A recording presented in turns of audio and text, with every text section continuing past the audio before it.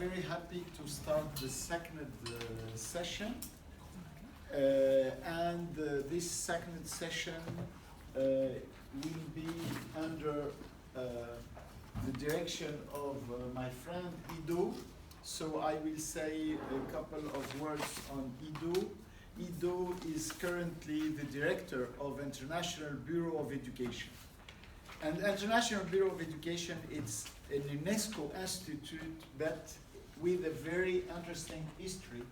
Indeed, IBE started as NGO in Geneva in the year 20s of the last century and become UNESCO only in 1969.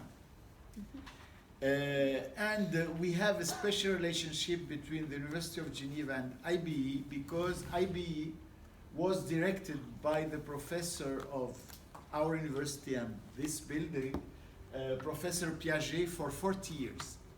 Jean Piaget, which is a famous Swiss psychologist, directed IBE for 40 years before IBE being part of UNESCO.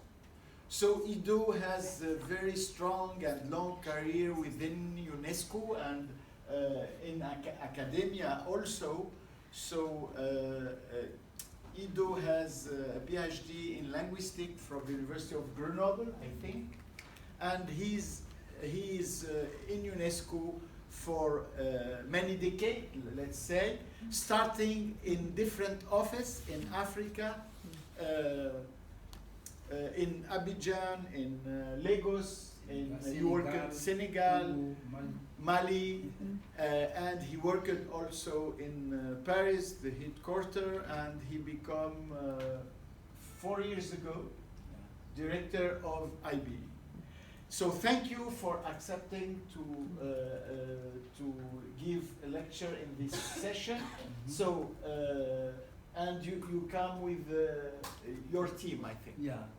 Thank you very much. I would like to start by thanking you. In fact, I prepared something in French, but he just told me no English, so I wrote in French, but I will try to use my limping English to address you. I hope you will get me properly. I'm here today with three of my colleagues sitting behind you there, Umar, and you have also Margot, and then Tahir, who are my colleagues who have come to accompany me in this exercise. Alors, you know, let me start by saying that, but before I go, let me thank really very much my friend Akari, Professor Akari, for always involving IBE in many and relevant and important activities of Université de Genève. We are really happy to partner with him, and we invite him very often to work with us and to attend some activities of IBE, not only in Geneva, but above all in Africa and also in Arab states. So thank you very much, Professor, for being always ready to work with us. You know, I told him that I'm not going to be academic. You know, in general, in my speeches, I like going from my own experience, from life and what I really experienced. So the thematic of my theme is right to education. What does it mean for the African child? And I will start by saying that I'm among those who always refuse that Africa be considered as one entity with everything that is equal. We say Africa. For me, it's not true. When I saw the topic, I say, this is not relevant to the reality of Africa. Because we have Africas in all different areas. We have many Africas. Let me take, for instance, in the area of economy, you have some African countries who have nothing to envy, envier, le verbe envier, c'est to envy, non? C'est ça? You have nothing to really, when they compare to developed countries, they don't feel ashamed. They are happy because things are going on well economically for them. You even have, for instance, South Africa, which is among the emerging countries, and you have many of them. So economically, You have countries that are very well, but you also have the extreme, very poor countries. For instance, Niger, when you talk about the Human Development Index of a UNDP, you know, every year UNDP publish what we call Human Development Index that classifies countries. So you have some countries that are very good, but you have in the extreme line, South Sudan, for instance, or Niger, that are at the bottom. So economically, you cannot say that when you talk about Africa economy, you can put these two countries together. It's not possible. When you come to access to internet and information, when you take North Africa countries, you see, they are very advanced, even sometimes more than some countries in developed countries. So in ICT and internet, you cannot say, and in the contrary, when you go to a country like Liberia, less than 10% of the people have access to internet. So you see, from North Africa to Liberia, there is a big gap. So when you talk Africa and you put all together, it's not realistic. When you go to education, there are countries in Africa like Cape Verde, Île Maurice, who have already met the SDG 4. You know, we say the SDG 4 agenda in 2030, quality education for all. These two countries are already there. But when you come to an extreme in other countries like Guinea, Burkina Faso, or Niger, you have very high level of non-scholars boys. So in that context, you cannot say that right to education is the same for Cape Verde than, for instance, in Nigeria. You have 20 million of children out of school in Nigeria. And in Congo DRC, you have 10 million children out of school. But when you go to Île Maurice, 100% of them are in school. So if in education you are talking about access to education, and you put these two together, it doesn't have a meaning. The other thing, in terms of security and peace, today is true. We have some countries in Africa, South Sudan, you have east of Congo, Sahel countries, Burkina, Mali, etc., where there are violent extremists, etc. But besides that, you also have some countries where, Seychelles, for instance, where you go there, Île Maurice, when you go there, it's a peaceful countries where you will never hear about anything. So when you talk about violence and peace, you cannot say that it's the same. When you say Africa, you cannot be so. So for me, the notion of right to education is a notion that should be contextualized. It doesn't mean everything. It doesn't have the same meaning for everybody. So it has to be. It's what we call in French, c'est un concept à géométrie variable, meaning that from one context to another is not the same. From that perspective, the right to education for a child in Switzerland is totally different from a child in South Sudan, for instance, of course. So another point is that traditionally, the notion of right, you know, right as something that one can revendique, comment on dit revendiquer en anglais? Anyway, right as something, claim, voilà, merci. Right as something that one can claim. Traditionally, really, it doesn't exist in my culture. In my culture, because the word right does not exist in my language. And sorry, Ydo. When you speak about your culture, there is so many culture in Africa. Could you specify my which country? culture? Okay, in my West Africa. I'm from West Africa. As a matter of fact, I'm from two countries. My father is from Burkina Faso, and I was born and bred in Côte d'Ivoire. All these are West African. Which group? Local group. Local group. My Burkina Faso is Gurunsi, which is a group, yes. And then from Côte d'Ivoire is Akan, which is a language spoken in many countries around. Okay. But the fact is that I tried, before this exercise coming here, I see what it means right in my language, right to I didn't find the word right. And I tried to ask other Africans in their language. Even the man who is sitting there, the Senegalese guy, he told me, yes, he tried to say, finally, the word right does not exist in his language. So, when you from that perspective, is when something, you get something, it is the fruit of the generosity of someone above you. Your parents, they give you, the chief of the village give you, or the government give you. It's rather a matter of generosity from the person above you, but not a right.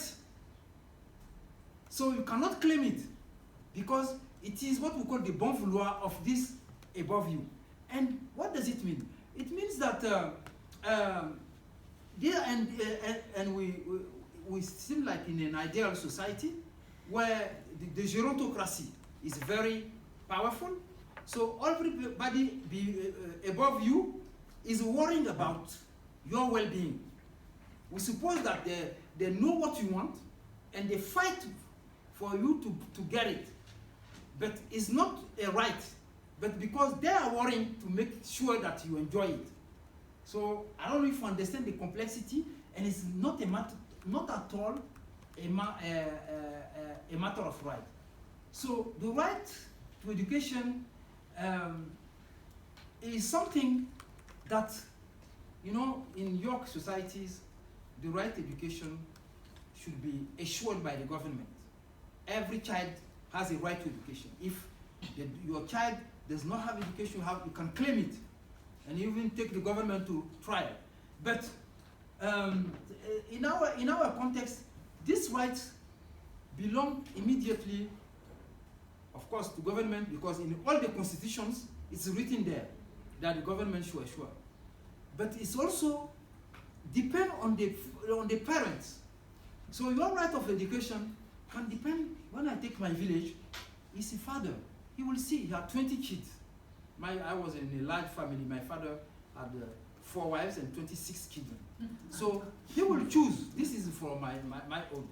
Sometimes, but I was lucky to have a father who is a farmer. He have cocoa and coffee farms. So he put everybody to school. But our neighbors, they could not. So they will choose. They have 5 kids. Who should I send to school? They will start by saying, okay, the boys. And then the girls will see later. And if you are handicapped, for you, you are the last one to be taken.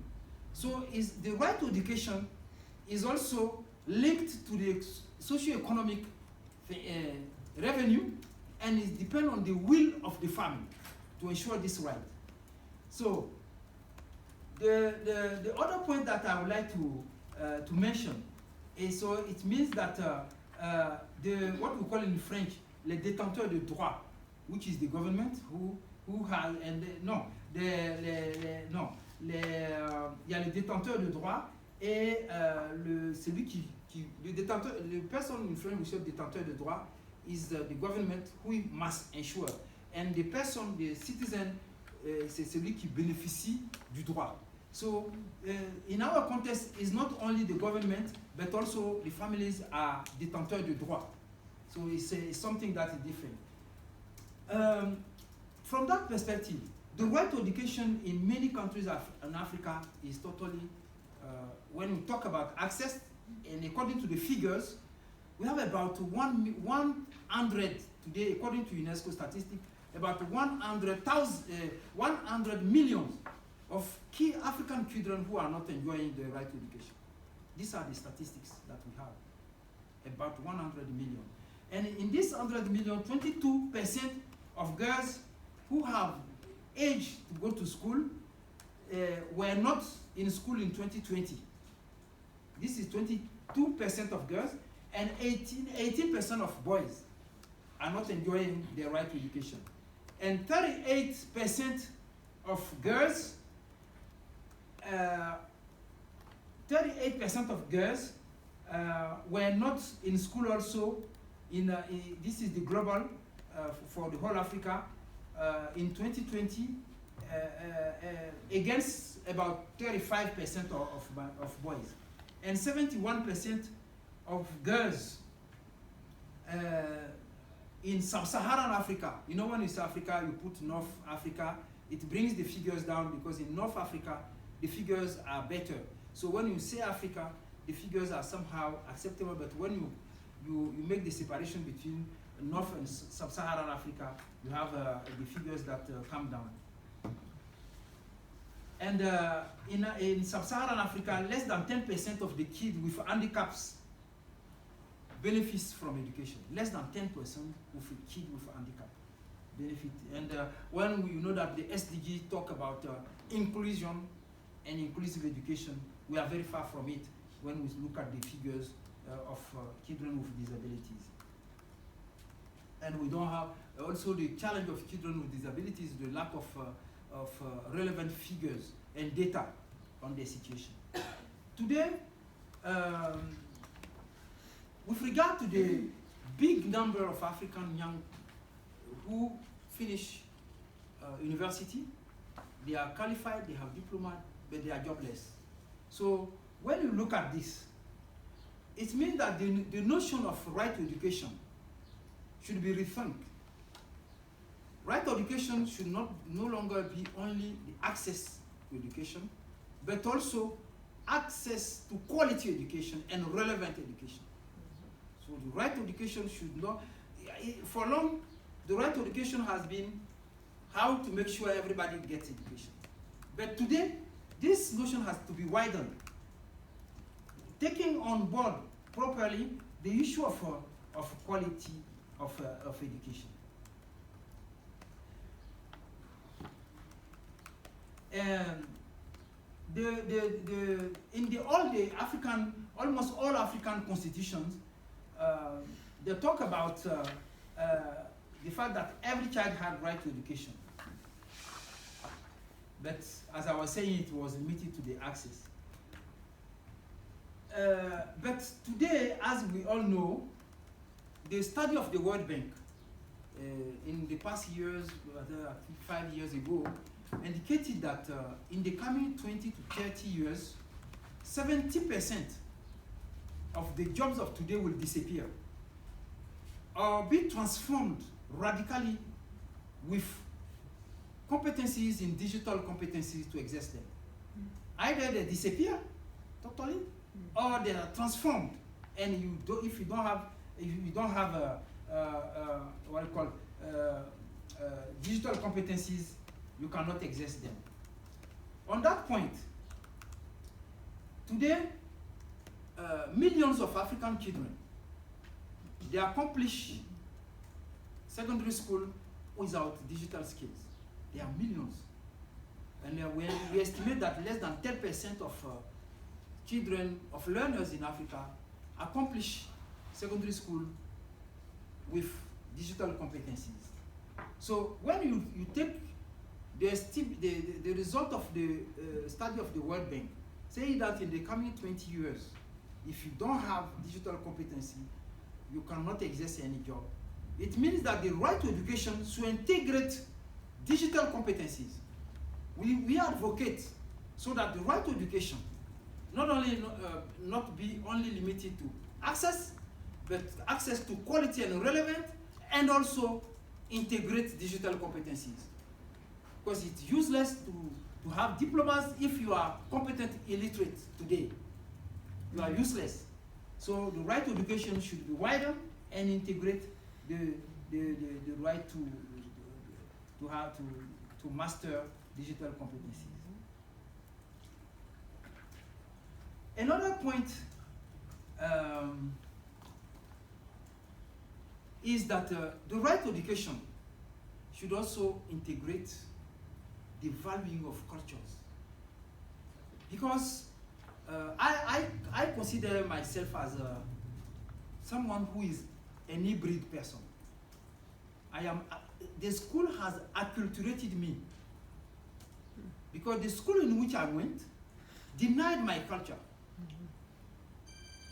and trained me to embrace another culture. I'm not saying that it's very bad, but for me, school should be rethought. And IB, we are taking advantage of, last September, there was the Transforming Education Summit in New York. You remember? And the object of, during his speech, Guterres, the SG, UN, he said that we should decolonize education. So IB, we have decided to work on promotion of indigenous curriculum, which is to value cultures in each context. And I used I like using an expression. I like telling people that schools in Africa today are the cemeteries of African cultures. And we think it should stop. When you go to school, it should not be acculturated. But so far, schools have been denying African traditional knowledge, cultures, above all, the language. And as we know, the language is the best vehicle of a culture. When you put a language aside, you have put all the culture aside. And in school in which I went, is a school. I was born in a small village where I spoke my mother tongue. And unfortunately, the school in my village, I started by learning French. The teacher was speaking French the first day I went to school. So all my knowledge of 7 years, because at my time we go to primary school at 7 years, all my knowledge from 0 to 7, it was useless because it was not valued in school. And we are saying that no, the right to education should be the right to education that enables me to learn, but to remain myself before being open to the global world. Of course, I have to be open to the global world, but I do not have to lose my identity and embrace other things. So the right to education for us should also worry about that. And I also like quoting that Africa is the only one continent where 8 kids out of 10 start school in a language different from the one they speak at home. And we are working to promote multilingual education with the support of people like Professor Akai. We are really pushing for multilingual education, where we are advocating for the children to start, the maximum of children to start the language, their education in the language. And also, this will make sure that we value the local knowledge. Because in general, in these rural areas, parents are illiterate. They speak the language. And they have a lot of knowledge which is not used at all in school because of the language barrier.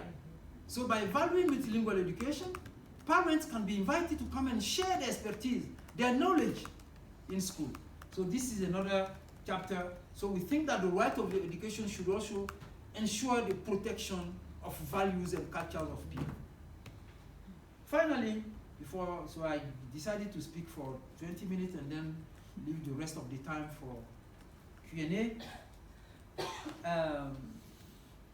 Finally, the right to education is also the access to learning materials. Mm-hmm. If you are in a school and you don't have any learning material, it's difficult that your school has a meaning. Whereas I saw the statistics of books in the bag of pupils in Mexico. They have 8 books in the bag of every learner in primary school in Mexico. And in South Sudan, I was discussing with the minister 3 months ago. She said that the statistics in her country is one book for 9 learners. You see, 1 book for 9 learners. So how can you ensure the right to learning, to education with this? So the access to learning materials also is key to make sure that the right to education is ensured. I just deliberately chose to address these issues that are not often addressed. Some are very provocative, but it was done deliberately. So, because I want us to, I told Akari that when you invite me, I always come with my background, my life, what I experienced, and because it's more concrete for me to talk from that perspective, and then it opened the floor for other things. Thank you. Thank you, Ido. Thanks a lot for your provocative inputs, and let's open the debate now. Ignasi, you want to start? No, but first to the students. If they Yeah, want to say okay. anything.